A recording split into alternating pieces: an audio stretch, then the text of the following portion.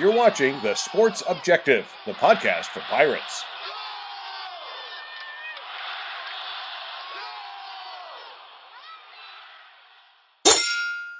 ECU, Pirate Nation, Purple and Gold family, stand to your feet, put your crossbones up, and lean side to side, yeah, and lean side to side, yeah, and lean side to side, come on, yeah, welcome to the island, man, it's crazy in here, a whole sea of purple and gold waving in here, keep a plank on the shark tank, traders beware, because we got a whole bunch of rowdy sailors in here. You're watching the Pirate Football Playback on The Sports Objective.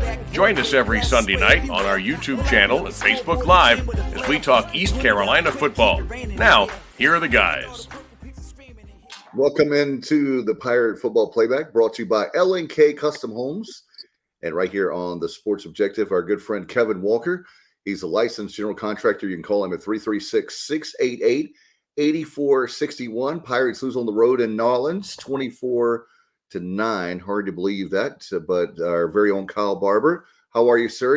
I tip my hat to you. Called this game back in the summer, and I hate that you were right because I was hoping for a win, but you were right on the money on this one, so I got to give you credit. Yeah, I thought Tulane was going to be very improved this year.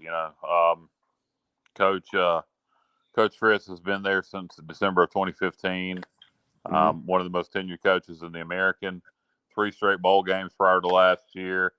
Last year was a mess. New coordinators. Operations had to be moved to Birmingham because of the hurricane. So didn't have the season they expected last year. Thought they were going to bounce back this year, and they have. Their defense is excellent. Offense is good. I'm not sure how they lost to Southern Miss. They should be undefeated. They held Kansas. They held Kansas to the same thing. Kansas State rather to the same basic thing they held us to on the road. Held us to 9 points. Held Kansas State to 10 points. So, Tulane's legit. Bad performance by us yesterday. We made way too many mistakes in key situations. Yep. But all is not lost, and I think some of Pirate Nation needs to get a grip on reality and don't give up just yet. We still got 6 games to go, and starts this weekend with Memphis. No doubt. Bubba Rosenbaum, I'm going to bring you in now because all the way from China Grove, and I know Pirate fans were very hurt. We're upset, but the good news is there's 24 hours later with 24-hour rule, which means now Memphis is on the clock, and we need to focus on getting the Pirates ready for this week, which is back home on Saturday night at Dowdy Finkel Stadium at 7:30, a night game. I love it. Yeah, the Memphis Tigers coming to town, 7:30 on ESPNU. And like you said, as much as last night sucked down in New Orleans, it was, the sun came up this morning. That's right. And, and looking back on it, still plenty of bright spots, but just unfortunately, it was some of the things that had reared their ugly head in the first 5 games. Some issues defending the pass, and then also, a blocked PAT, and then a 46-yard field goal that got blocked.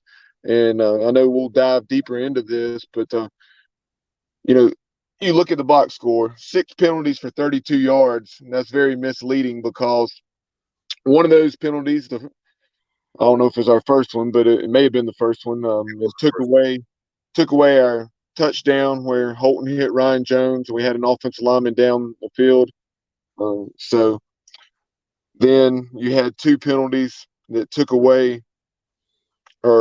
gave them a first and goal situation, a new set of downs inside the 10-yard line. And then you had 2 turnovers, and one of those was an interception in the end zone that took away a scoring opportunity. And then the other one was an interception, at least right around midfield, if not just on the Tulane side of the 50. So maybe not a ton of mistakes, but the ones that we did make were absolute killers. No doubt. As we bring in Matt Semenza, former linebacker in the Steve Logan era. And Matt, I was thinking about you this morning, drinking my coffee, trying to get over the loss last night. And I was thinking about the fact of Coach Logan. I sent you in the group, you guys, the group text this morning. I believe I did, or last night. It's even kill. You can't get too high. You can't get too low. I remember Coach Logan talking about that. And I think that's where we are now. We have a situation, as Coach said, Coach Logan said back in the summer, I've mentioned a few times, there can be 50-50 games. And this was one of those 50-50 games that we should have won. But I will say this, Matt, you're a defensive guy. I have to say this. Our offense didn't live up to as advertised. Their defense was as good as advertised or better. And to me, I tip my hat to them. I think that that was a difference, not only what Bubba said, but I'll add to that. I think that's another factor in the game too. Yeah, I mean, you definitely have to give Tulane credit. Like, they're a very well coached team. Willie Fritz, we all know he's outstanding coach. His ability to draw up game plans is top notch, and so you give him credit. But I'll tell you guys, the one word that just hasn't been able to escape me since the game yesterday. I just keep thinking of this word over and over until right now, and that's the word underachieve. And you think about some teams, there are teams that overachieve. Navy comes to mind, and you think of teams who underachieve, and the Tar Heels come to mind. Teams that do more with less, or less with more, excuse me. And right now, I kind of see East Carolina in the category of a team where we're underachieving, and I think that's a hard pill to swallow because we do have talent on this team. I think we have playmakers. We have experience. We have a staff that's in year 4. And the bottom line to me is that we are not getting it done right now. And it has to change this week, because obviously you have Memphis coming into town. We're halfway through the season. If we're going to have any chance to win this conference, it has to start now. Hey, Matt, I have a quick question for you. And guys, y'all can jump in, but I just want to ask you, as a former player, what are the and you don't have to name out names because I'm sure you don't have, but you're in tight with a lot of former players. I know you'll have like a group text and Facebook page and all that. What are they talking about? Out of curiosity, I'd like to see what they're saying, or can you tell us some general themes? Yeah. Oh, no doubt about it. Without mentioning any names, of course, like you said, I mean, guys are really frustrated, especially the guys from the 90s that achieved a lot. And, I think that even though, a lot of those teams had talent, we did a lot with less and less facilities, less resources. So it's very frustrating for a lot of the guys to look at what's going on now and accept it. There was definitely a lot of negativity. People want to see wins. Dave, I think that's the best way I can answer that question is, we feel like there's enough talent here to win, and we're not seeing it. And I think right now there's some negativity surrounding the program in that regard. Yeah, well, we're 3-3. Tulane, the Southern Miss game, if you took that away, they would have been undefeated. They beat Kansas State. They beat Houston on the road. Two good wins on the road. They got a good defense. So let's look at yesterday just real quick. 3 things. Forget the penalties that they scored on. If you just take away the penalty that took a touchdown away from us, and then we don't miss a PAT and we don't miss a field goal, or have them blocked, I should say, then it's 24-17, and that's everything else equal. That means if everything else played out, we lost the game by a touchdown, and everybody would be, we lost, we should have won, but wouldn't be quite the same taste in our mouths. Now, if we make those plays, it probably changes the game entirely because just momentum and things change. And when you succeed, the defense feeds off the offense, etc. So, yesterday was bad, but we were a lot closer to winning that game than what it probably seems like. I mean, it's frustrating. It's aggravating. And I'm with you, Matt. I think we're underachieving. And that's why I'm not giving up on the season, because if the talent weren't there, if we had no ability to do better, like under the Scotty Montgomery days, there would be no hope. But we can win. I look at the schedule upcoming. This is the toughest part of our schedule. But I will say this: my Houston teams have gotten better as the season goes on, not only at East Carolina every year, but at James Madison, at Lenore Ryan, at the Citadel, etc. His teams always get better as the season goes. So let's hope that trend continues. I also think, our best performance came against NC State. So I think we got some playing up still to come. I think this Memphis game is huge. I think we're going to really be fired up for UCF and Cincinnati coming down the stretch. I think those are games that obviously they're very good football teams, but I think those are games we have circled. But first things first, this Memphis game, and all is not lost. We're 500. Right. We need to circle the wagon, so to speak. And I think Ayler's kind of said it best post game. We're going to find out what we are this week, and I think the older players see the importance in this game, and I hate to put it a must win. If we want to compete for a conference championship, it's a must win. Even a bowl game. I believe, and people are going to think I'm crazy, we could lose this game and still make a bowl game. I believe that, but it sure would make things a lot easier. Yep. To go ahead and get win number 4. This is an important game. Look, Memphis is 4-2. We're a 3.5-point favorite. Open is 4. It's down to 3.5. This is going to be a close game. Can we win a close football game? We haven't done that this year. Our wins have been dominant. Our losses, we haven't performed well in close games. And, if it comes down to a kick, Memphis has the clear advantage there because they have a really good field goal kicking unit. We don't. So let's hope it doesn't come down to the kicking game. But we need to find a way to win a close game because, hey, even better if we don't have to win a close game. If we can win by a couple of scores. But got a feeling this Memphis game will be relatively close. And everything, on paper alludes to that. So we need to win a close football game. We need to beat a good football team. And, we really hadn't done that. ODU is not horrible, but we haven't beat a good football team this year. We need to do that. And we have the opportunity to at home in prime time this week. Hey, Matt, and another thing that comes to mind is, and maybe Kyle and Bubba, y'all can chime in too, but it just seems like this team, as far as the program, it sounds like I'm making an excuse. I'm not, but it feels like that we're still trying to find ways to win. We still don't know. We don't have the swagger to win games. And, every single, Kyle, you make a great point. Every single one of these games coming up or winnable games, there's not really, even the BYU game and the Cincinnati games, I'm not as confident on, but I will say that either one of those games we can win. And Matt, and Kyle, Bubba, that feeling of it's just like we're so close. We're so close to getting over the hump. This Tulane game, to be honest with you, was the one I had the least confidence in of the next several coming up. I just did not feel good about this game. Even Cincy, they almost lost to South Florida yesterday. Tulane, they're so odd. What they do is just so – it doesn't look odd, but it is odd.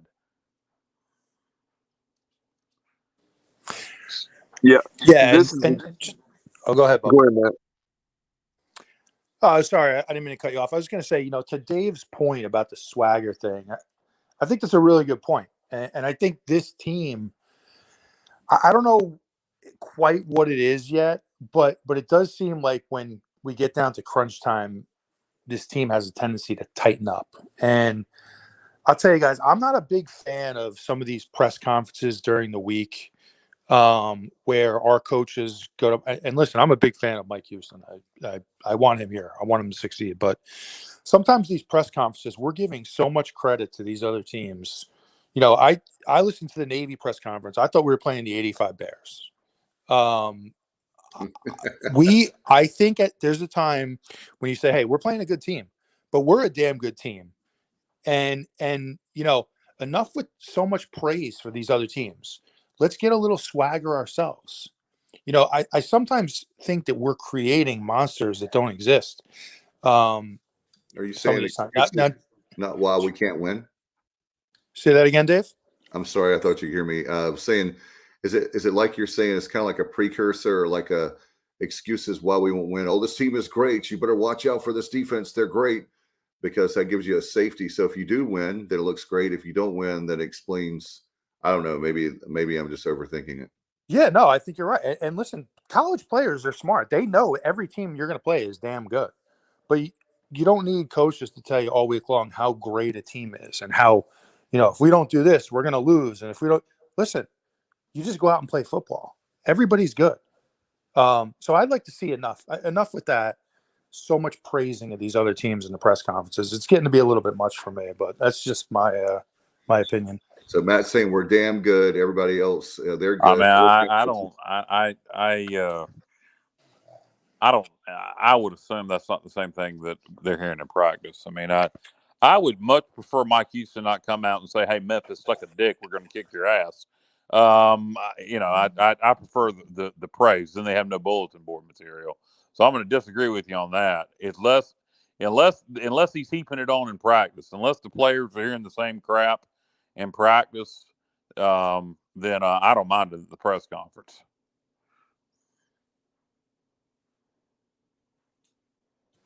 Yeah, and I agree in terms of definitely not. Don't give these guys bulletin board material, but at the same time, hey, we can acknowledge they're good teams, but let's not go crazy with it, because I think it tends to creep into the team's head. And I sometimes wonder if that's one of the reasons we get so tight in these big games that we keep losing. I think Navy maybe. I think we well, two things about Navy. I think one, Mike Houston inherited this Navy crap, and I think the fan base does this crap with Navy too. Two, Navy got better. Navy had that off week. They beat us. They should have beat Air Force, and then they demolished Tulsa. So that Navy game, that Navy team that we played and that our Air Force and Tulsa played ain't the same Navy team that Delaware and Memphis played. Yeah, very true. And another thing I wanted to ask you guys, and Matt, I'll start with you because you're the defensive guy and you played for the Pirates. And this is normally I don't question coaching. A lot of times I'm not that guy, but something that came to mind to me this morning is there, as far as Blake Harrell, and I'm a huge fan of Blake Harrell, so personally and professionally. So let me say that first. My question is, are we blitzing too much? Because I'm worried that we're blitzing too much. And so now everybody knows they're going to probably blitz. It's in other words, what I'm trying to say, before it was like this new hot defense, people have learned they're probably going to blitz all the time or a lot. And so they can it's predictable. So can we mix it up? Would that be fair or not? Help me out. Well, I think it's a good question. I mean, I'm guessing every defensive coordinator in the country, when they look at the game film on Sunday, they question themselves a little bit. Hey, did I blitz too much? And maybe I played, rush 3, drop 8, that type of thing. So I'm sure that there are times where, maybe we do blitz a little too much. Maybe we get aggressive. But the one thing I like about it, Dave, one thing I really appreciate about Blake Harrell's defense is that it has an identity. And, it's he has a scheme, he runs it, and I think it's been effective here. So I really appreciate that about his defense. It has a clear identity. Have we been executing it to our fullest ability the last few weeks? I don't think we have. And maybe to your point, teams, now that they have more on film, they're making some adjustments to it. But I would just say, hey, if that's our scheme, let's believe in it, let's stick to it, and let's execute it. Right. I'm not saying to change. Let me be clear on that. I'm not saying change the defense, because I do like the defense itself. I think it's definitely been fun. They're making it where it's more fun and exciting for the players to play, and I think it's been easier to execute. I'm just wondering if it's a little predictable as far as maybe mix up what you're doing, and not saying change the entire defense. But anyway, what do you think, Kyle? I think what you're trying to say is the blitzing hasn't been as effective this year. It is the reason why, because they've seen it on film. I don't know. It was effective yesterday. We blitzed a little less yesterday, I believe, Bubba, and we actually got 5 sacks. So it's all about how effective it is when you do blitz. You're leaving in our secondary is not as good this year as it was last year.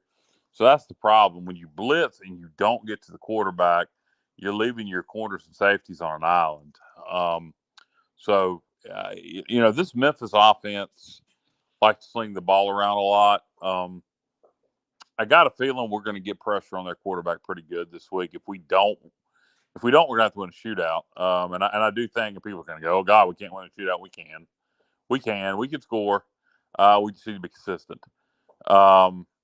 But to answer your question, are we blitzing too much? I don't know. I don't know if the film has picked up some of the tendencies. I do think our secondary not being as good has hurt us with our blitzing. But we need to get to the quarterback more. And I got a feeling we will. I got a feeling this defense is. I'm not. I think this defense hasn't seen its full potential yet, and maybe this will be the week against Memphis where, it really shines in terms of getting pressure on the quarterback. About getting pressure, from both sides.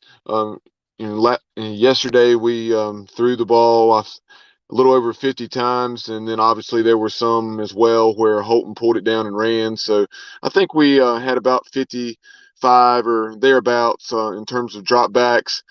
And Tulane, this is per Steve and I go with Hoist the Colors. He got this information from Football Focus or Pro Football Focus, and that Tulane without blitzing was able to get pressure 33% of the time. So obviously, that would mean that they got pressure a little over 20 of our passing attempts, and then we blitzed 44% of the time. Tulane threw the ball, I think 35 times, and despite blitzing 44% of the time, we got pressure 24% of the time. And I did mention we had 5 sacks compared to just 1 for Tulane, but they got a little more consistent pressure on Holton.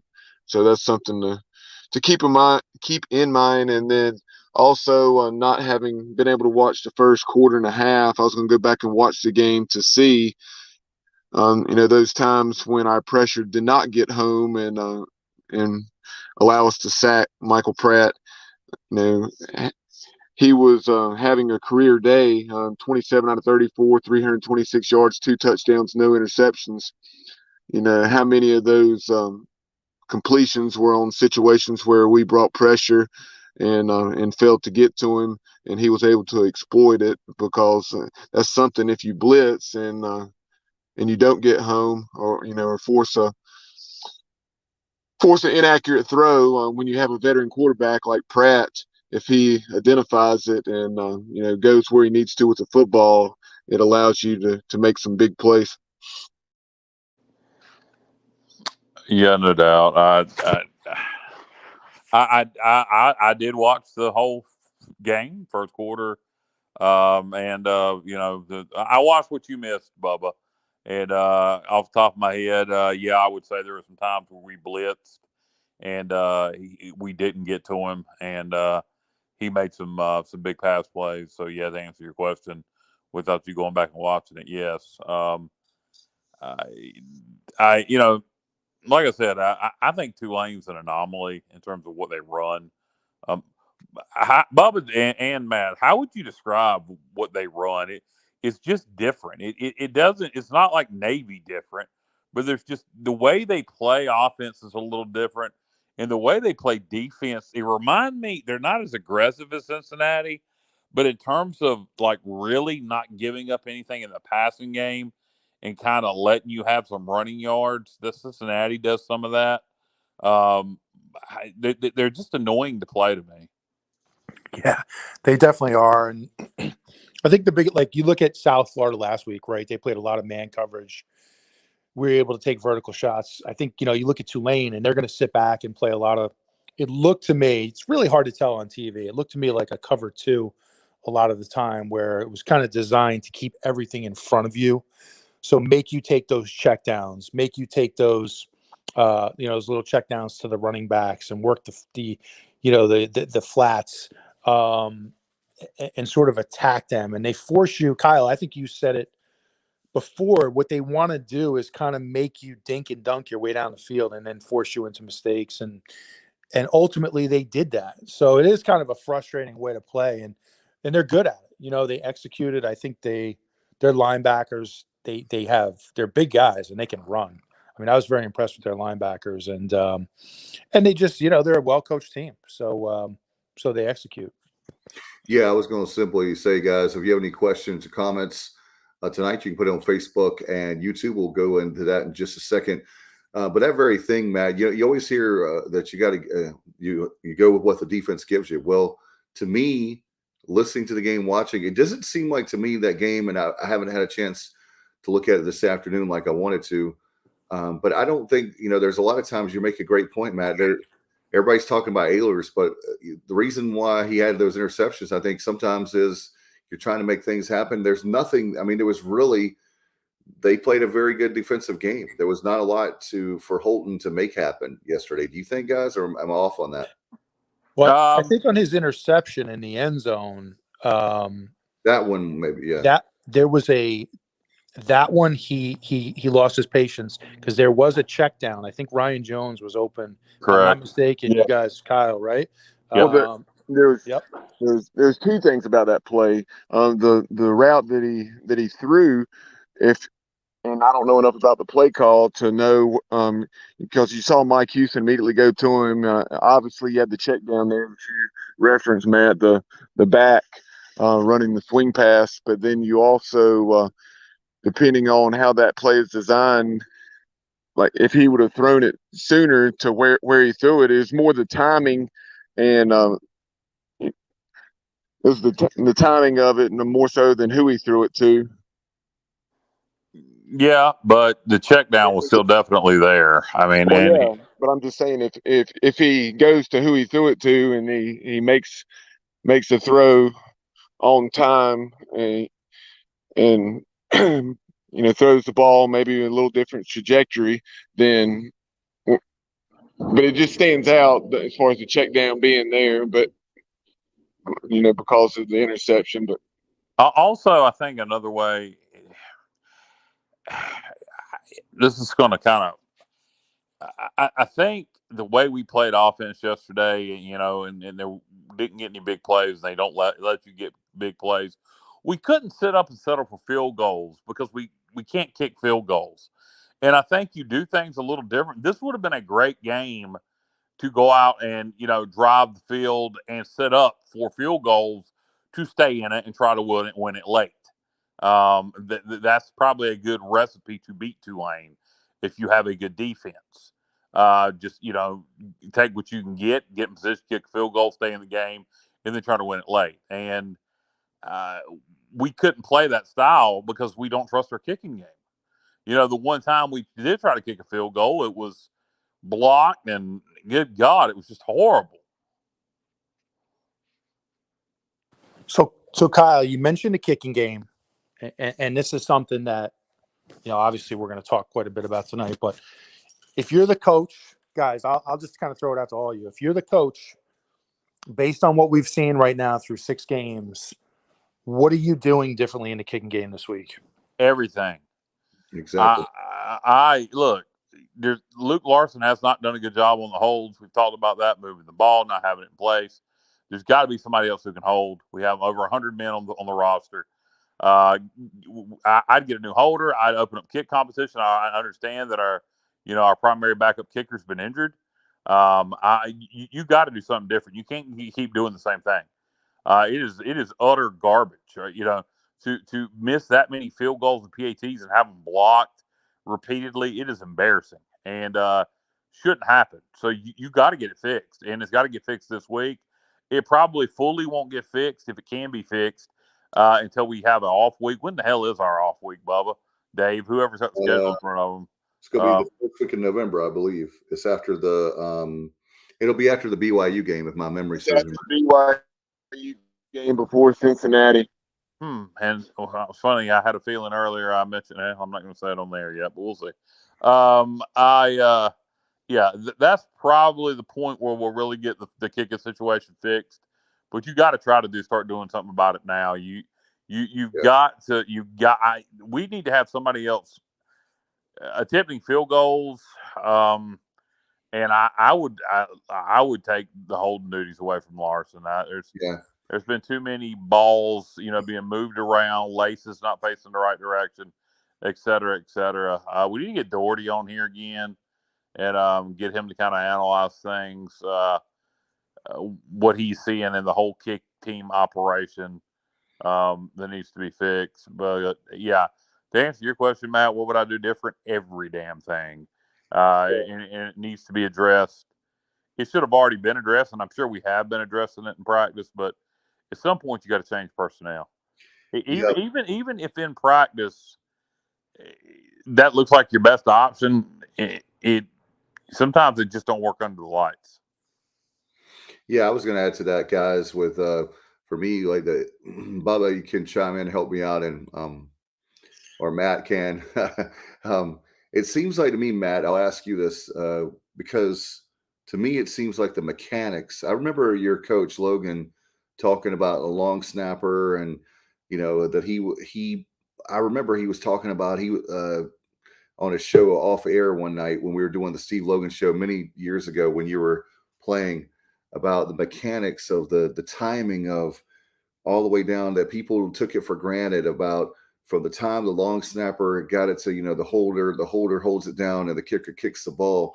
And I'm not a fan of Logan was really hard on the kickers, but is there something to it there that we can say, hey guys, some of you guys are not, I don't know if it's focus on the line to start with, but a long snapper is it a bad snap? Sometimes it doesn't look like it's a bad snap, and then a holder needs to hold it a certain way, and then the kicker, it's like not a well-oiled machine. I hate to use that term, but that's stating the obvious. But how can we make that different?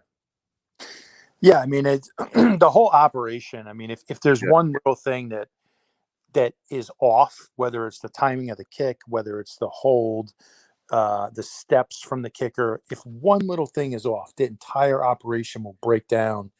And sometimes it's really hard. Like when I'm watching these games on TV, and it's obviously so fast. It's sometimes really hard to tell where it's breaking down.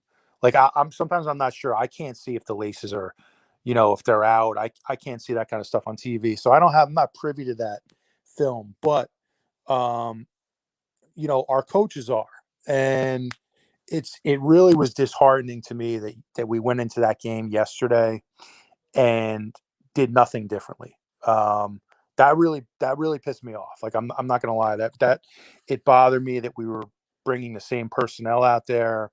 We're botching extra points. I mean, this is Pop Warner football, where you line up and you kick an extra point, and we can't make an extra point here at East Carolina.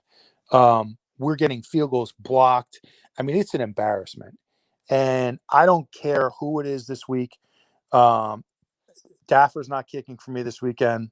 No offense to the kid. I know this is a major issue, a hot button within the fan base of East Carolina. You're not allowed to be critical at all. But this is big boy football. This is major Division I. Players get paid now, guys.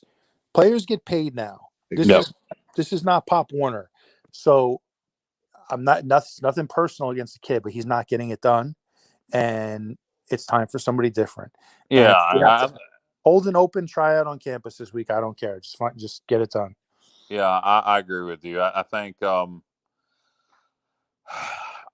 think we got two things going on with the fan base defending Daffer. One, I understood it after the NC State game. I think some people are just continuing to do that. Two, I think you got a lot of females defending Daffer. If you go look in a lot of places, because they want to protect him because he's kind of got that little boy look to him. I don't know if that makes sense, but I do think that's going on some. But he's a football player. He's a kicker. And if you're not getting it done, people say, well, he's a pirate. Well, so is every damn body else behind him. All the other kickers, they're also pirates. And I think I give one of them a chance. And also, I go back to Larson. I don't think he's doing a good job holding. And so I don't know. I'll probably make a change at both.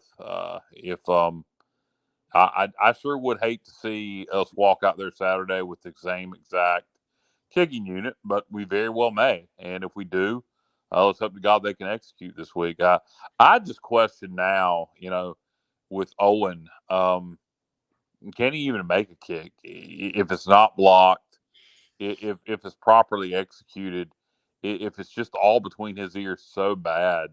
I'd love to see him get an opportunity to kick one right down the middle of the field, like a 38, 40-yard or something that matters, but straight on with everything executed properly to see if he hits it.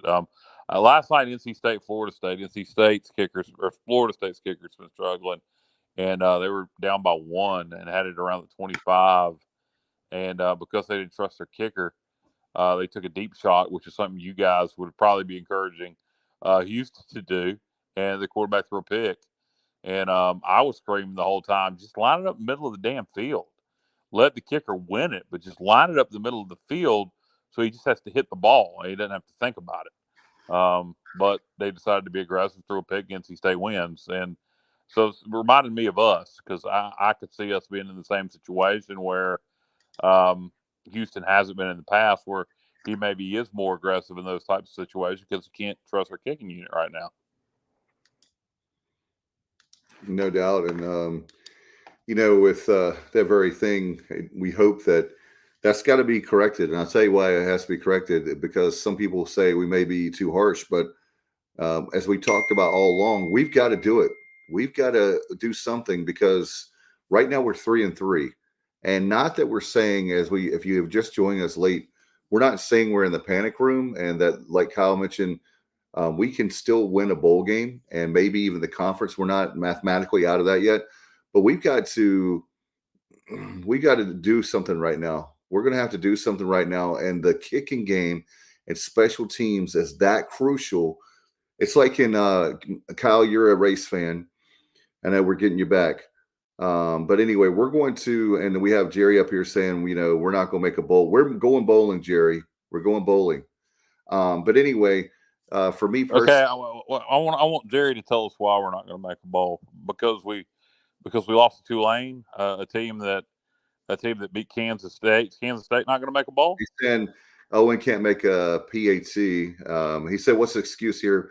We're not making excuses for anyone. Our name of the show is a Sports Objective, Jerry. We're not paid by. No, we're not making excuses. I just don't think we're sitting here being critical of the kicking game. But to say we can't make a bowl is completely idiotic. I mean, based on the Tulane loss, like I said, they beat Kansas State. I think Kansas State will probably make a bowl.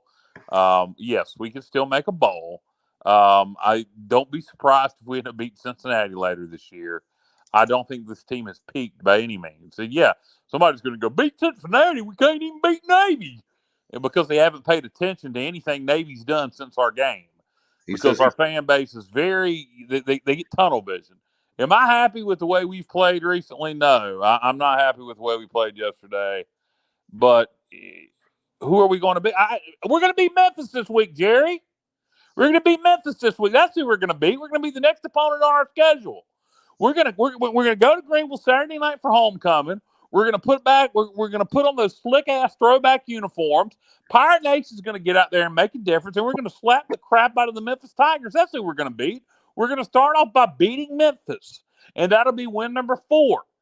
That'll be win number 4. Okay, I don't know why people have it in their head that Tulane sucks. They just don't. Tulane's good. Tulane's good. Calm your tits, everyone. We can still go to a bowl. We can beat Memphis. I think we can beat UCF and Cincinnati. I think we can beat every team. Now, will we beat every team left on our schedule? No. But do I think there's not any team that if we play and execute to our ability, we can beat anybody left on our schedule?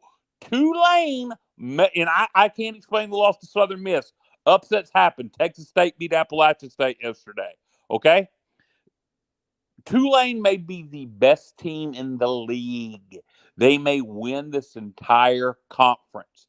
They are 5-1. They should be 6-0. They beat Kansas State on the road. Again, I have no idea how they lost to Southern Miss. They beat Houston on the road. Tulane is a good football team. It is hard for some fans to grasp that because of what happened last year. Willie Fritz has been there since 2015, December of 2015. He took them to 3 straight bowl games prior to last year. He's one of the most tenured coaches in the American. Tulane is good. They're just as good as UCF. They're just as good as Cincinnati, if not better. They may be the best team. Me and Bubba were talking, and I said that I thought the Tulane game was the toughest of our next 3, meaning Tulane, Memphis, UCF.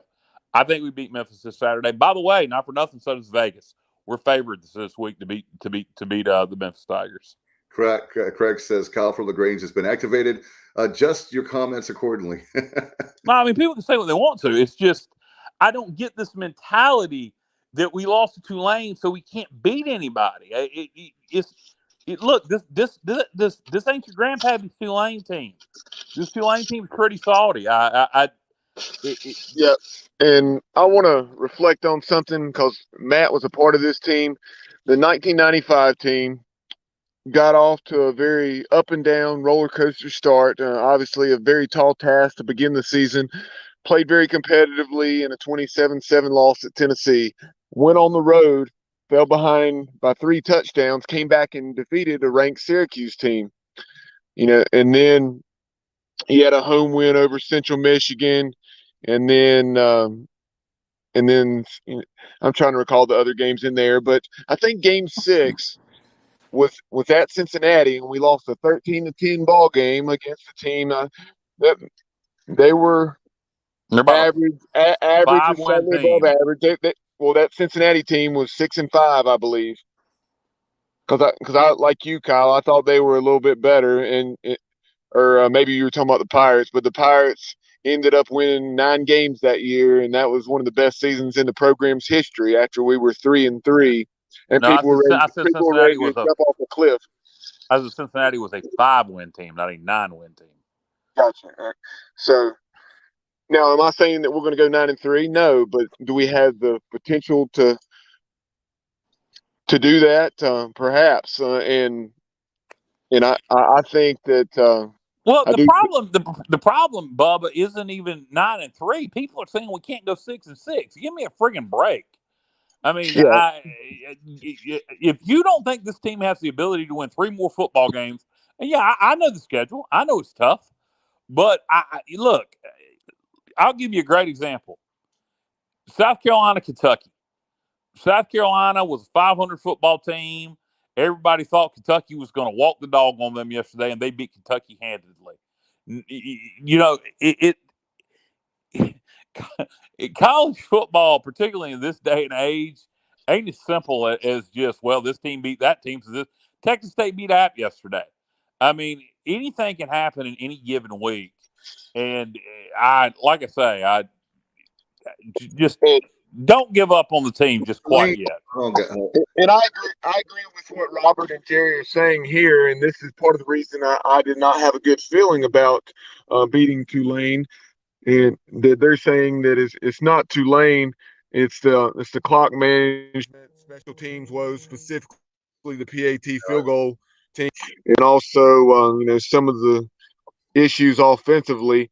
And now I agree with that because after I saw Tulane play that entire game against Houston, and knowing that we were going there, I was like you. I thought we could win, but I knew we had our work cut out for us, and unfortunately, and that was with their 3rd string quarterback.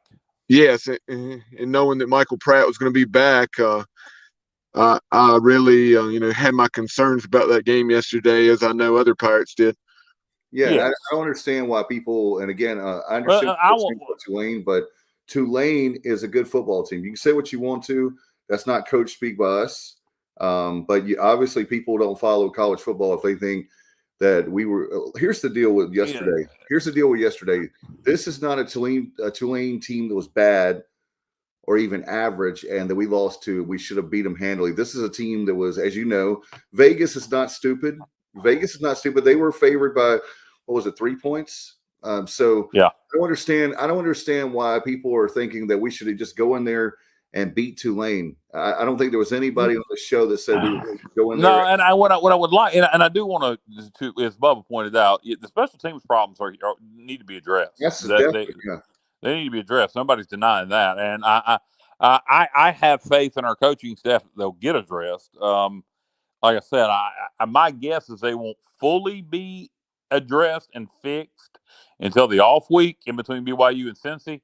But I got a feeling they're going to be. They've already been working on it, and I got a feeling they're going to be working on it extra hard this week. In terms of Jerry, our offense,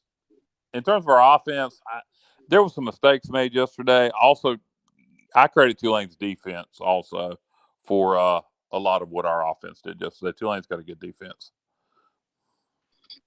Jerry is saying, aren't we a good football team? Tulane is a great team. Aren't we a great team? I said we're a good team. We're certainly not a great team. At least not right now, because great teams don't do the things No, that we do on a we consistent have basis. So I would no hesitation say we're not a great team, and I don't I would seriously question anybody that now that we have the no. potential to be one. Yes. Yeah, we have the potential, but we're not right now. Tulane's playing better football than we are right now. Not even close. And sometimes matchups matter. I don't, I know that in baseball, people get pitching matchups, and lots of times you're a much better baseball team, but a pitching matchup will really screw you in a ball game. And sometimes I just don't think people translate that to football. And I think in this situation, particularly with Tulane, it was a bad matchup. I didn't like the matchup. I hated it. I did not think we were going to win the game yesterday.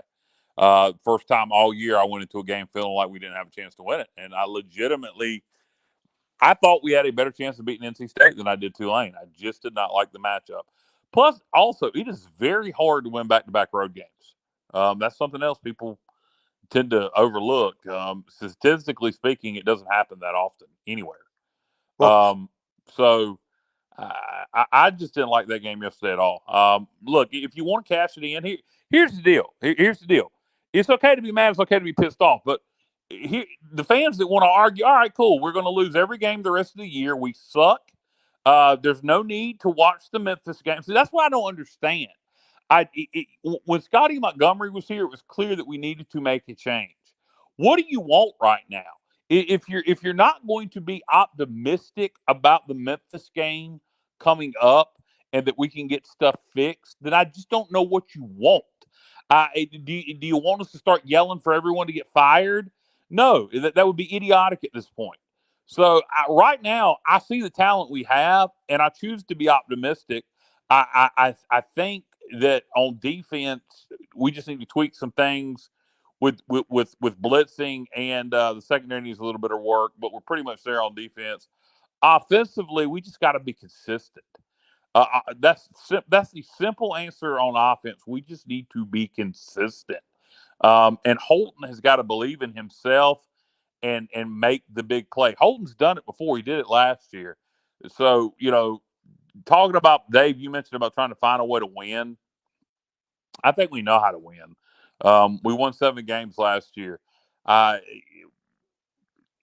Special teams. I do think special teams is affecting somewhat the team overall, because that was take the penalty away that cost us a touchdown when Daffer did make the field goal. If we make the extra point after the touchdown and we make the other field goal, I don't know, man. I do think special teams is a problem that is affecting the whole football team. I do think it's affected some momentum for us at times during the ball games. Yeah, well, I agree with your point there, Kyle. Going back to what you're saying about, styles and whatnot, you hear that a lot about, in boxing, styles make fights, right? Yep. I mean, Evander Holyfield did not match up well with Lennox Lewis, right? 6'6" versus 6'1", but he matched up really well against Mike Tyson. Styles do make fights, and it is similar in football. It is. I think right now what I'm kind of looking at is, and I think you hear Mike Houston say this quite a bit, is control the controllables, focus on what we do. And we are what we are right now. We are a middle of the pack team in the American Conference. Now, I absolutely think we can win every game on a schedule. Absolutely. I want to see it. But I think, one of our problems right now, a big part of our problem, is that we don't really have an identity on offense. And it seems like every week it's maybe something different. It's one week we're we're aggressive, we're taking vertical shots. And yeah, I know a lot of that is dictated on the defense you're playing, but I think we need to do a better job finding an identity on offense, because I still don't know who we are really on offense. And Holton Ahlers, listen, I praised him. I thought he played outstanding last week. He's got to stop with the bonehead decisions late in games. He can't do it anymore. We can't win with these interceptions. Love Holton. He does some great things, but the bad decisions late in these games are killing us. And there were 2 more of them yesterday in the second half that hurt us very badly. So it just seems like it's a number of things. Every week it's something a little different. One week it's a missed extra point. The next week the defense is giving up, 70-yard receptions. The next week we can't run the ball. We're trying to fill too many gaps, and it just has to come together. And there's no reason why it can't come together this week against Memphis. To your point, we can win that game. Yeah, what's funny about fans is the short for fanatics, because what's going to happen, a lot of the people that are making comments tonight and message boards and making things personal with our players, which, that's what I have a problem with. I have no problem at all with what goes on the field, but don't talk about somebody and, all that kind of stuff personally. But anyway. Something I missed, Dave? What's that?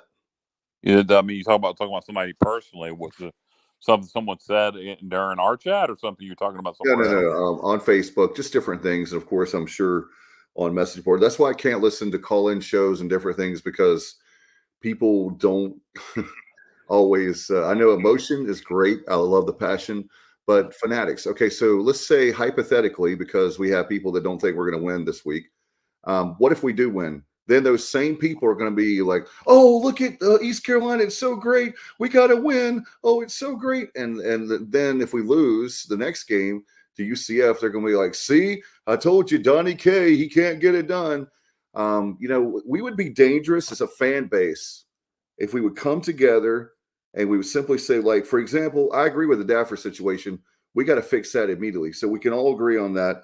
I love the kid, but we can't keep missing extra points, the kicks. But it's more than Daffer. It's the whole operation of that for the field goal unit and the PATs. So that we got to fix the whole thing, like we've said through the show. But these games are 50-50 games here on out, and so we got to find a way to win these games. And going down to it may come down to a field goal kick. It may come down to 1 point. If you miss that extra point, that could be the difference of winning and losing. Yeah. Kyle, you're a fan of racing. Look at and those that are watching and listening right now in NASCAR. I'm a huge NASCAR fan of racing, as some of you may know. Those guys, it could be, hey, Matt, how about your teammate, Wood, Jeff Carr? A lot of those guys, on when you're coming there in pit road, you can make a simple mistake and it can cost a guy the whole championship. It can cost a guy a race. It's that tight. And that's the way it is with East Carolina this year. And the American is so. Yeah, go ahead, Kyle. Yeah, well, the thing about it is every problem we have is fixable, because it's not that we don't have talent. If you don't have talent, you can't fix your problems. So that's why I say, I believe we can fix the problems. The scariest problems, to me, is special teams. That for our field goal kicking unit. That's the biggest problem that we may have the most trouble fixing completely. Though we got to get better at it. I mean, we got to do something different. If it ain't, damn sure you may just have to start going for 2. But besides that, Holton. You mentioned Holton, Matt, making bonehead decisions late in games. He's got to stop doing that. He's a 5th-year quarterback. He has the ability. He has the talent. He's got to try. He's got to believe in his teammates and quit trying to go win the game on his own. He should have went to the check down to Ryan Jones yesterday. Back in that Navy game, he should have just pulled it down and got the first down rather than trying to make a big pass play where he threw the pick. I mean, he's just got to play within himself and trust his teammates. And, I really feel like this Memphis game is a big game and that we need to rally behind the team rather than pointing out how much they suck and that we can't possibly win any more games this year that we're going to go 3-9. To me, that's not the right approach. To me, is to have your asses out of Pickens Stadium Saturday night, rally behind this football team, and get win number 4 because the talent's there. Like I said, and I believe for the most part the coaching is there. So I think our problems are fixable. I believe the coaching is there, guys. One thing I'm really questioning right now is our decision making going into these half times. And, I don't like how we are bringing – it seems like almost every week we're going into halftime with 1 or 2 timeouts. And yeah, that's a problem. Sort of a lack of urgency. And I'm really struggling with that as a fan.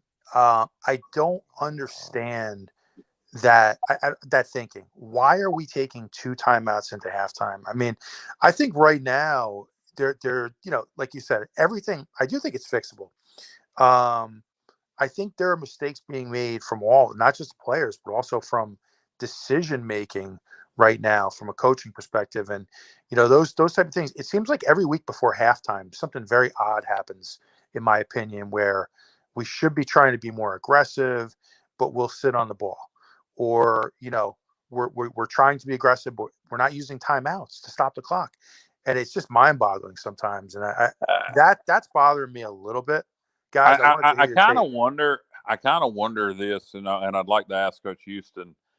That 10-second runoff rule for an offensive penalty is a rule that went into effect a couple of years ago. And I got a feeling, and without asking him, that Houston likes to keep a timeout in his pocket at the end of a half and a game because of the 10-second runoff.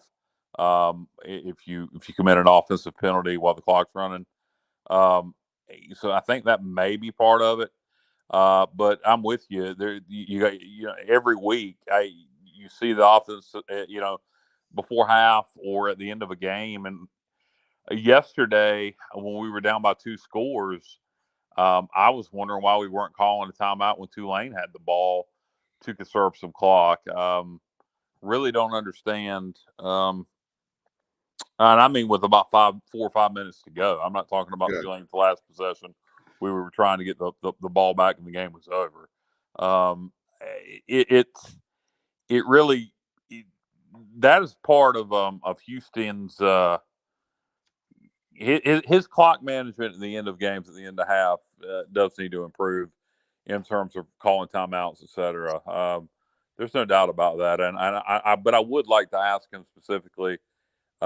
Is one of the reasons he wants to hold on to one of those timeouts because 10-second runoff, and I bet you his answer would be yes, but it doesn't explain when we go to the half with 2 or 3. As far as yesterday, went back just to familiarize myself with the down and distance and situation. 35 seconds left. We had, I think it was about 3rd and 5 or 3rd and 6. We completed the pass to Shane Calhoun for 8 yards. So we had a first down, and then we allowed, I want to say it was at least 7 or 8 seconds, maybe a little more, but at least 7 or 8 seconds to elapse off the clock. So I was sitting there thinking in that situation, why we didn't use the timeout, and then we ended up not using them, and then that's when we got the 46-yard field goal blocked. Yeah, it doesn't make a lot of sense. I don't get that. That is something that needs to be addressed. Dave, I don't know how your work schedule permits if you're able to go to the press conferences at all anymore. But nobody else in the media is going to do it. So somebody needs to address that question with Coach Houston. And Irvin chimes in once again about the kicking game on YouTube. He's saying if we don't get the kicking game fixed, we may not win more than 1 or 2 games the rest of the year. Surely they can get this addressed. Yeah. I mean, as far as addressing it, I can assure you that they're outside of changing the personnel, that they're really addressing it a lot in practice. So the only other things that they can do is change the personnel if those suitable replacements are there, or the guys simply have to execute. There's got to be suitable replacements because anybody's better than what we got right now. I mean, just to be honest. I'm not so sure about that, especially on the kicker side. But to make an extra point, Bubba? Well, sure. I'm just saying. I think that if somebody was consistently kicking better, then they would have been out there by now. So we shall see. Yeah, but lots of time. Look, Patrick he's just Pinckney coming off an injury, so maybe we do see Carson Smith here in the next week or two. Patrick Pinckney sucked in practice. Notoriously terrible practice player, and some people would say he sucked in games too. But he performed really well at times in games, and sometimes you line up, you can't kick a 50-yarder or a 40-yarder, and Owen can in practice, but Owen is screwed up between his ears, man.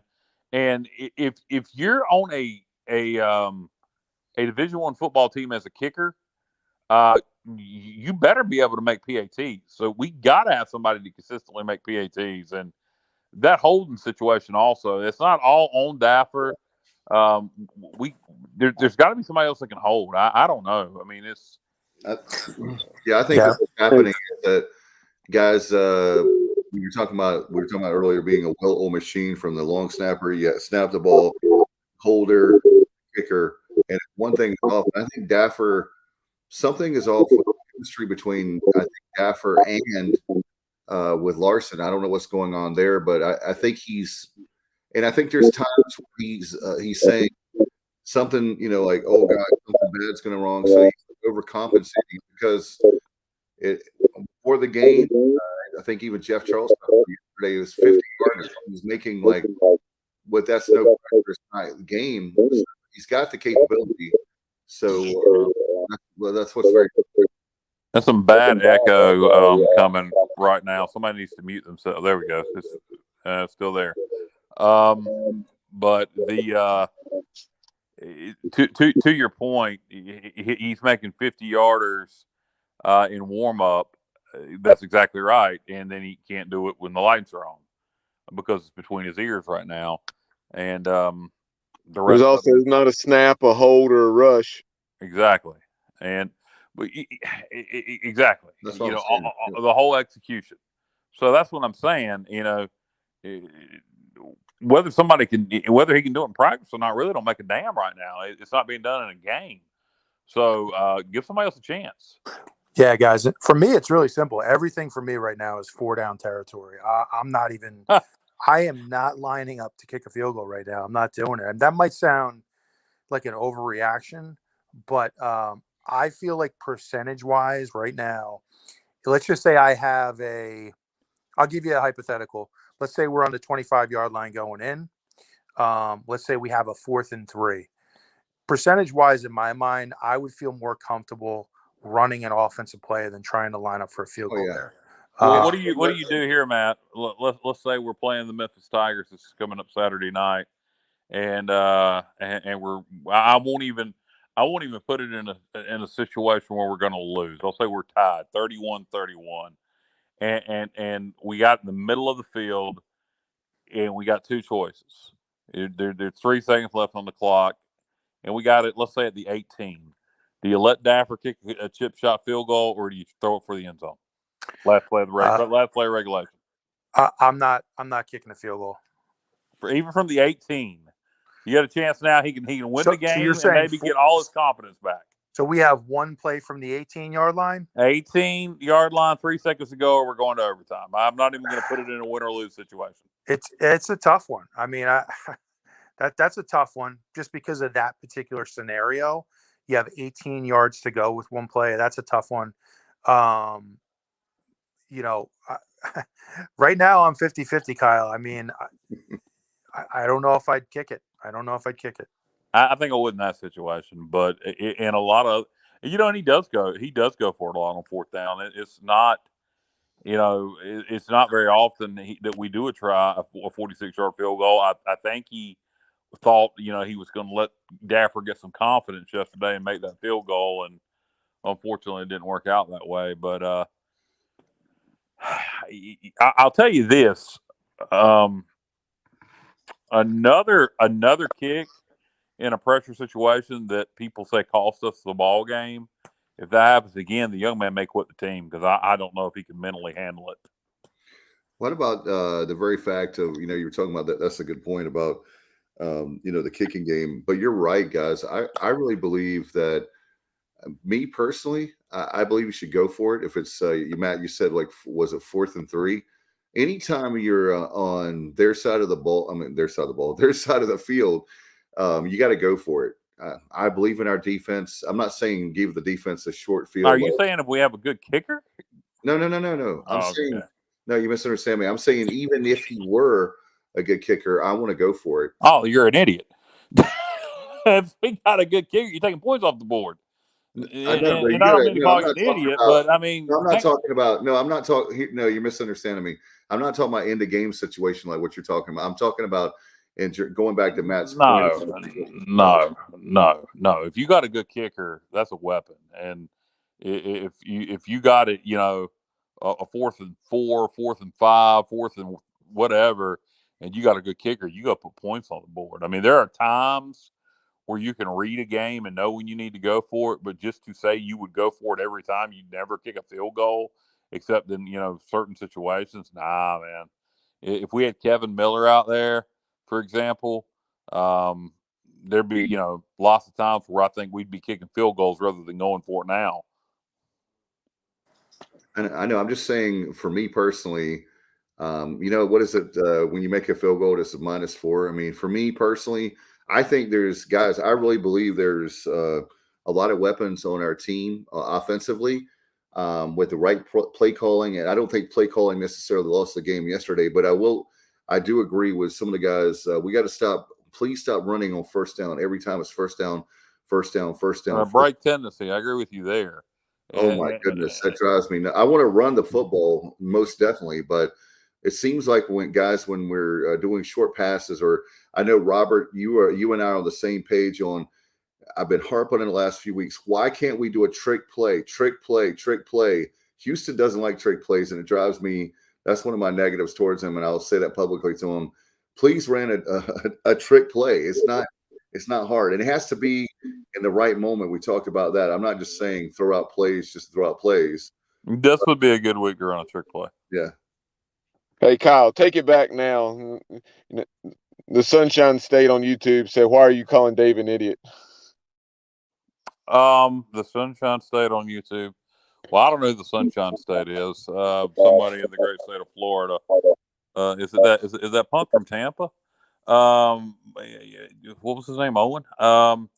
But why am I calling Dave an idiot? I don't know. I apologize, Dave. I'm sorry for calling you an idiot, sir. You're not an idiot. You're a very intelligent man. I was just saying in general, to say you'd go for it every time if we had a good kicker, I think that's a little bit aggressive. That's the way I like it.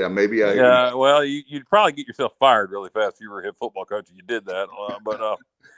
But I do think there's definitely times you go for it, and right now with their kicking situation, you should probably be going for it a lot.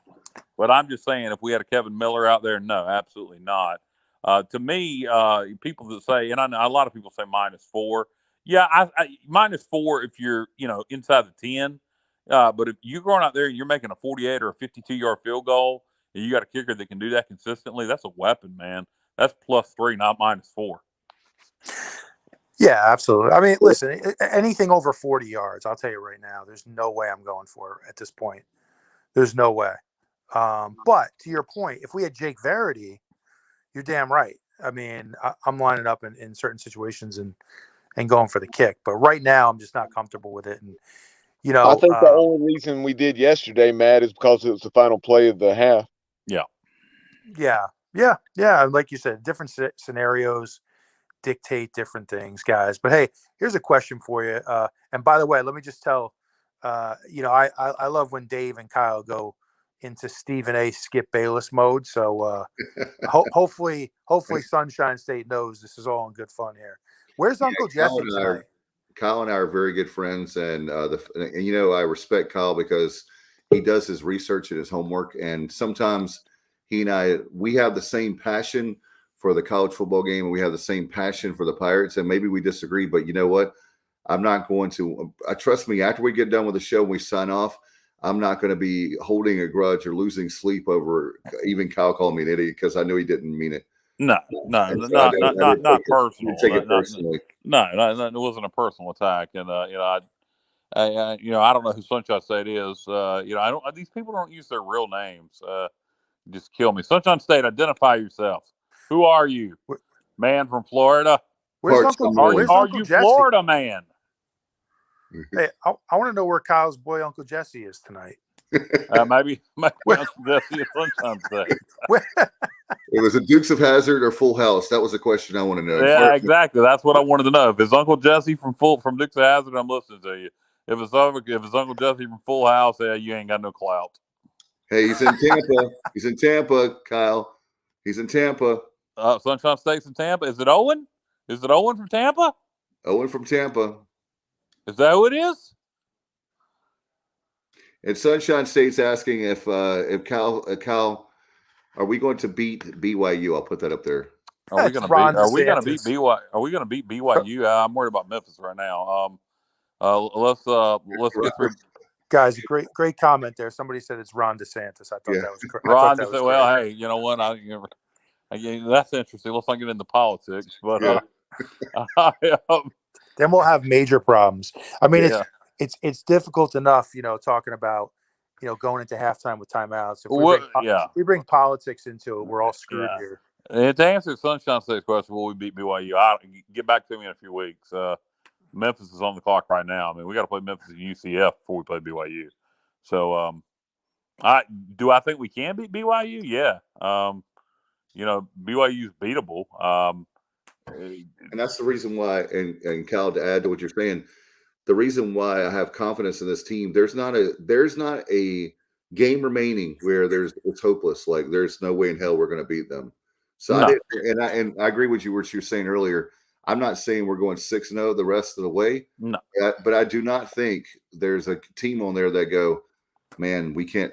And Matt, you'll appreciate this. There was a coach years ago, and I was listening to him, and he was saying behind the scenes, we can't beat this team, and we can't beat this team. And I was like, well, who the hell are you going to beat? Why in the hell are you going to take those players on the field and put them out there if you don't think you can win any game left of the season? Let's just forfeit every game. That's what I'll tell Pirate Nation right now. Calm down, get out of the Pirate panic room. We're going to be okay. I'm not saying that I'm not happy, that I'm happy right now and that, it's just a game and being casual about it. I'm pissed off. And we're all pissed off because we know we can do better. At the same time, it drives me crazy. Well, what kills me is that we're 3-3, and it's good that we're disappointed that we are 3-3 because, ladies and gentlemen, boys and girls, children of all ages, it wasn't too many years ago. 3 wins is all we were getting all year, and I think people soon forget that. And yeah, I know people say, well, that doesn't matter now. It's year 4 under Mike Houston, but it does matter a little bit. It matters to me because, I look ahead at Memphis, and Vegas has confidence in us. And we get to Memphis, that's 4 wins. That's 2 wins away from bowl eligibility. You got to figure you got to figure if we can handle our business against Memphis, we're going to find a way to win at least one more between now and Temple to go into that last game of the year in Philadelphia to beat Temple to get to a bowl if it comes down to that. Now, if we end up 4-8, 5-7, it will be a huge disappointment. The season will have been a failure. And Mike Houston needs to look at some things on the coaching staff, probably at OC and at special teams coordinator. But until that happens, right now we're 500, and I fully expect us to beat Memphis Saturday night, get our biggest win of the year, and celebrate it in Dowdy-Ficklin for a huge homecoming win, 7:30 p.m. on national TV. Come on, ESPNU, baby. ESPNU, 7:30 p.m. national TV. And, hey. It's funny. I saw some of our fans complaining, saying about the kickoff was too late. Oh, God. NC State and Florida State kicked off at 8 o'clock last night on the ACC network. I mean, I get it's homecoming, and maybe you have some festivities you need to go to, but come on, man. It's 7:30 national TV. I love some really cool throwback uniforms, despite the helmets being white. For those who think we can't win in white helmets, which we've done, by the way, we beat UConn with white helmets. God! Don't even get me started. Don't even get me started on that. Well, I'll tell you guys, my as upset as I've been, as I guess if it critical tonight, maybe even sounding a little negative, my ass will be on an airplane I was going to ask you a question. Thursday night. I'm coming down, and I plan on buying you guys hopefully many beers and enjoying the game. I'll be cheering for the Pirates. I'll be supporting Mike Houston. I'll be supporting Donnie K. If Owen Dafford does line up for a field goal, I'll be very nervous, but I'll be supporting him too. And that's it. This is the make or break game right here for the season. Hey, Matt, that's great to know. By the way, Kyle, I got one for you right here, brother. Sure. LHD687. He said he's paid good money to see a coach's interview with Kyle asking questions. With Mike Houston, I'd love to interview Mike Houston one-on-one. It would be between two ferns with Kyle Barber. No, I mean I like Mike Houston. I'd be honest and blunt with the questions, but not disrespectful. I think Houston's a good coach. I really would like, like has been mentioned here, I really would like to know his philosophy with timeouts for sure. But in terms of interviewing Coach Houston one-on-one, we've interviewed Coach Houston. That's happened before many times. But in terms of a one-on-one conversation, I appreciate you wanting to see that, but I think you might be a little disappointed with the content you got because I wouldn't be yelling and screaming at him. But by the way, guys, I don't want to jinx myself, but because I did last time when I said I'd be there for the Campbell game. I believe it was the Campbell game. Yeah, it was the Campbell game. And I had my surgical wound open up.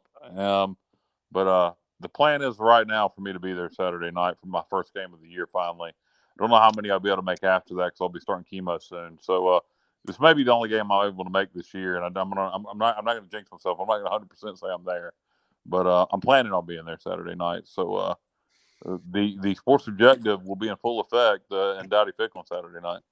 That's very true. Maybe we do something right after the game. And by the way, I want to address this for the Sunshine State.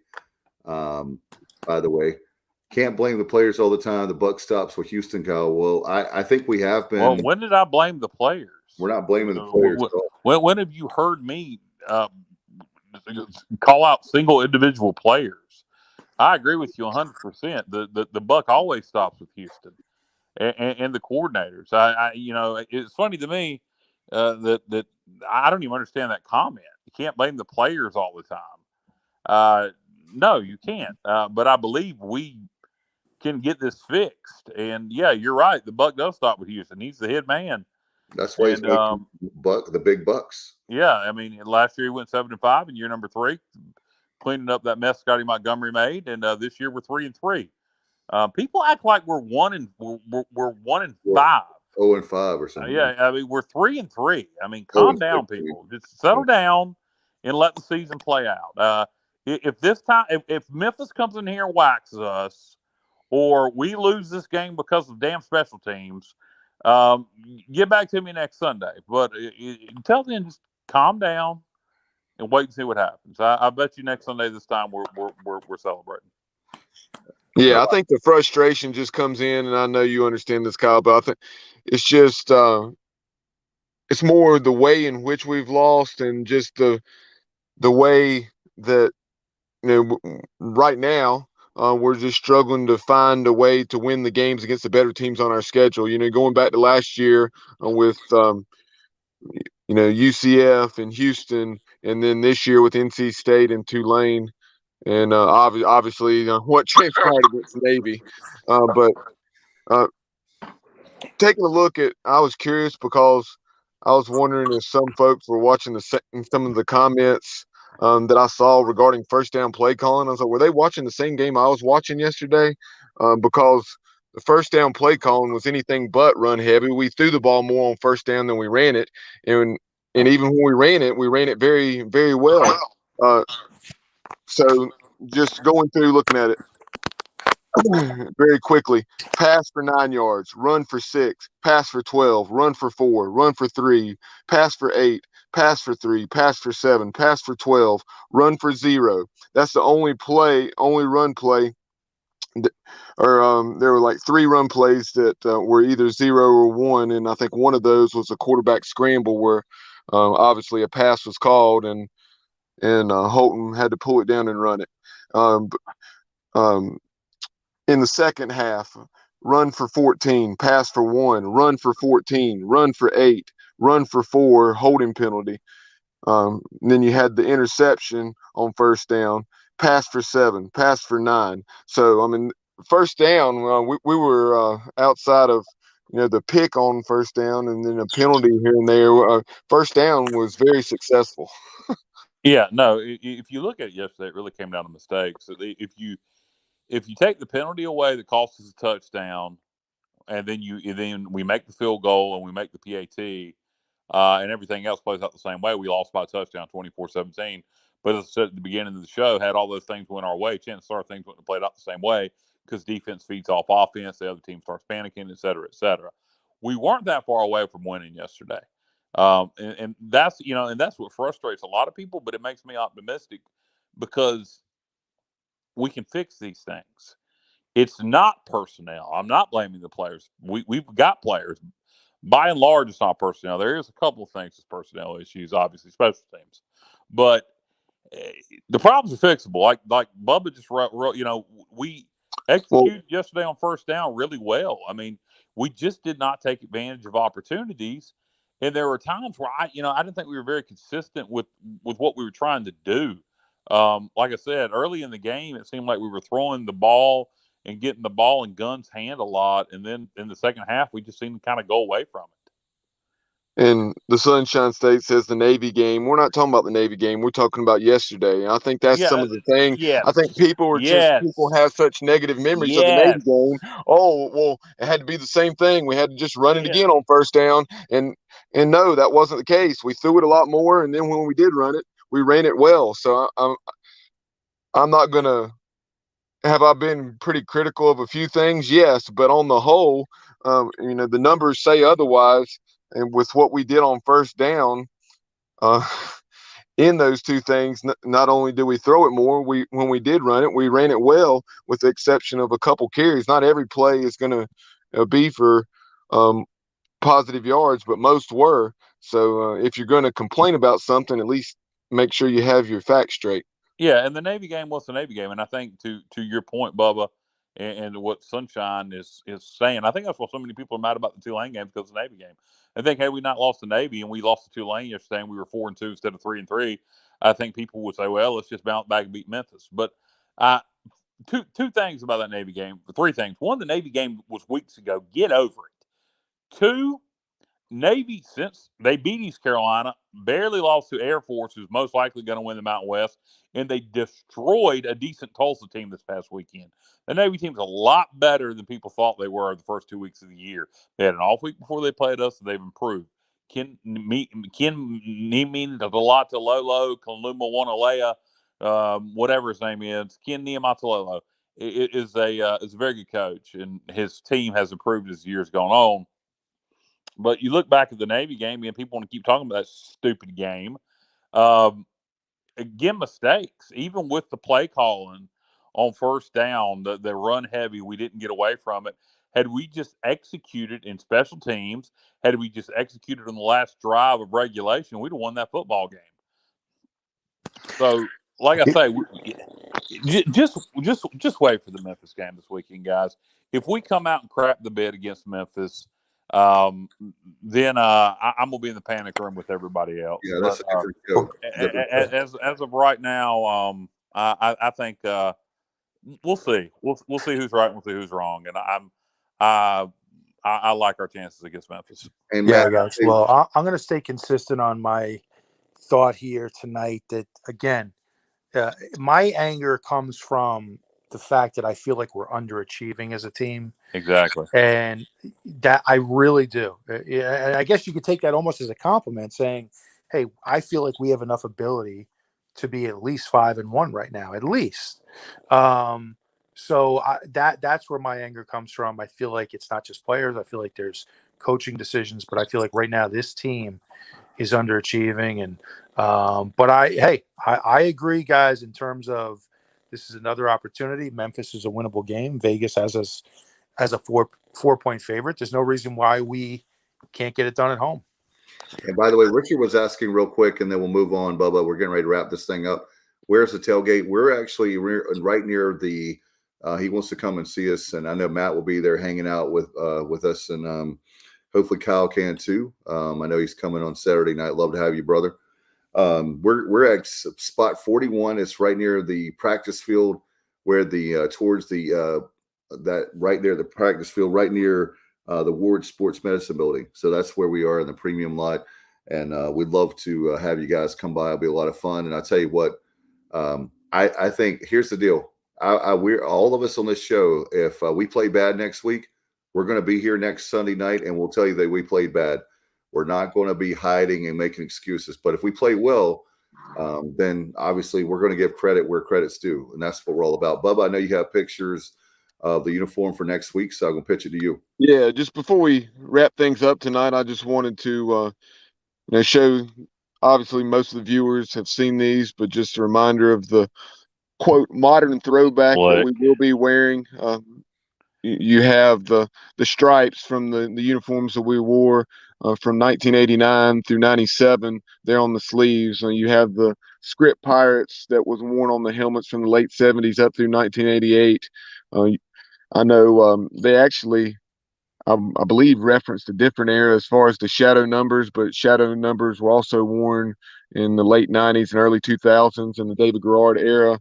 And so just a few other shots of this, and then a modern throwback. So obviously you have the Jolly Roger logo on the hip of the pants, and then also Pirates across the chest as opposed to East Carolina. But although I do prefer a purple helmet, I do think this is a very sharp look. Yeah, that's the best looking white helmet we had. And also you missed one little thing, Bubba. On the front of the helmet, we have the Flying ECU logo. Yes, the Flying ECU from 89 to 97. And that is what I would preferred we put on the pants instead of the skull and crossbone. I think that would have looked really good also there on the pants. But that's nitpicking. Those are slick looking uniforms. Yes, I know it's white helmets, but I don't buy the white helmets having a damn thing to do with us winning or losing. Let me ask you something, guys. If we blow out Memphis this coming Saturday night, which I don't think we will, but if we were to have a big win, do we keep using those uniforms? Will people stop doing the curse? You know what? If we blow them out, I expect us to win this game. But if we blow them out, I actually would wear them again. I love wear them. I sometimes, sometimes you get some positive mojo and you feel good playing in something. So I don't know what the plan is. I'm sure we have a blackout at some point, maybe for UCF. I don't know. But if we do play really well this Saturday, and I know you were alluding to the stupid white helmet curse, but yeah, I'd probably wear them for the remaining home games because sometimes you just feel good. You got a big win in something, and you just feel good playing it. Put them on again next week for UCF. See the black uniforms in 2014. Exactly. Yes, exactly. There's so many references. Exactly. 2013 also. We started rolling with the black. I misspoke. I meant 2013 because obviously, you wore them in Chapel Hill, and then you wore them multiple times after that. Exactly. So you sometimes you just get some positive mojo playing in something, and you just want to keep rolling in it. So, and I think you actually broke them out prior to that against FAU, and then you wore them in Chapel Hill, and then you wore them multiple times after that. Yeah, I have no problem with that. I'm not worried about a uniform. I'm worried about winning the damn game. That's all I care about. So, I'm with you, but those are slick looking, and those are going to look good on national TV. To be quite honest with you, with a purple helmet option, I'd actually like those to be our permanent uniforms. If we could do a purple helmet option, and maybe also rotate in that helmet with the standard skull and crossbone helmet. Yeah, I think I love those uniforms. Mix it up. I'm all for that. Bubba, I know we want to thank all our great sponsors. Obviously, in fact, L&K Custom Homes from a great friend Kevin Walker, former Pirate in the 80s. Speaking of, we were talking about those uniforms. He's with L&K Custom Homes. He's the title sponsor. Appreciate his support of the Playback here tonight and every Sunday night. Kevin is a licensed general contractor. You call him now, 336-688-8888. 84-61. Had a great time, by the way, guys. Friday nights at Porky's Backyard Barbecue. We had a fun time with karaoke. We'll do it again. Mark Holliday, who is one of the owners, and his brother Terry is a part of the 7-0 Riverside Martin High School. And so Riverside High School and Williamston. So he won't be able to do karaoke for quite a while. But if you're looking for a holiday party, call the Holiday Brothers, as Kyle says, and you can call them at 252-661-0337. Man, they have some great barbecue, and their barbecue chicken is to die for. I had the fried chicken and mashed potatoes and some green beans on Friday night, and it was good stuff. And Kyle, last but not least, our good friends at pgxgloves.com. Yeah, as always, pgxgloves.com, long-time sponsorship here on the Sports Objective. But if you want some custom gloves for your, we don't have the graphic on screen, but I'll do it without it. If you want some custom gloves for your kids, so maybe they play football, maybe they play baseball, softball, go to pgxgloves.com. Order your children. There you go. Order your children some custom gloves, whatever sports they play. Maybe you play golf. You want to stand out on the golf course, be cooler than the rest of the yuppies on the golf course. Get yourself some custom gloves at pgxgloves.com, and you can save yourself 25% just by simply putting in the promo code ECU at checkout. Sounds good. We're going to have a lot of fun, guys. I appreciate y'all very much. And Matt, please be safe. We'll be talking to your brother over the next few days, obviously, but it's going to be great to have you and great to have Kyle, all of us together. Hopefully. Last time that happened was the South Carolina game last year, I believe. Oh, right? no, I don't. The last time we were all there, Matt, were you there? Was that the only game you went to last year? I was there. Yeah, I need to be at a game for a win. Like every time I come, exactly. I was at Wait a minute. The Matt Simmons curse. No, it's a curse, man. It's me and it's white helmets. Apparently, that's what's going on. Well, we have a pretty good record at home on my birthday weekend. Oh, that's right. And this is my birthday weekend coming up. So, what is your record? Do you know offhand? I don't know offhand, but I can tell you some big wins we've had on my birthday weekend. We beat NC State in 2010, and these are two that come to mind off the top of my head.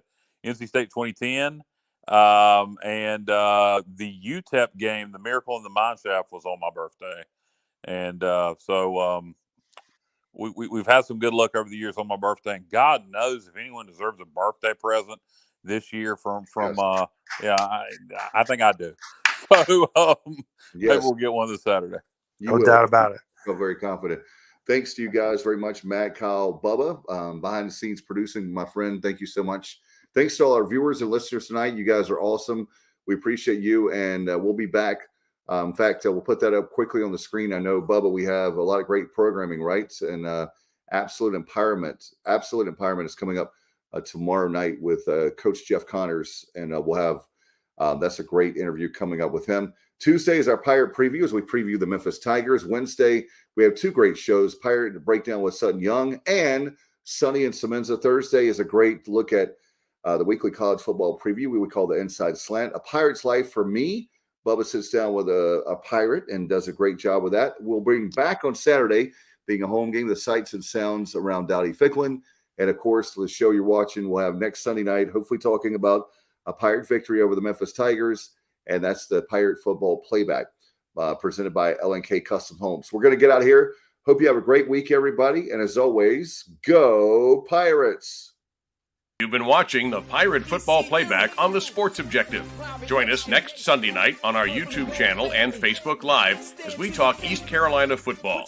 Follow us on social media at The Sports OBJ on Twitter and TikTok, at The Sports Objective on Instagram. Please like and follow our Facebook page and subscribe to our YouTube channel. As always, we appreciate you listening to the show. Go Pirates!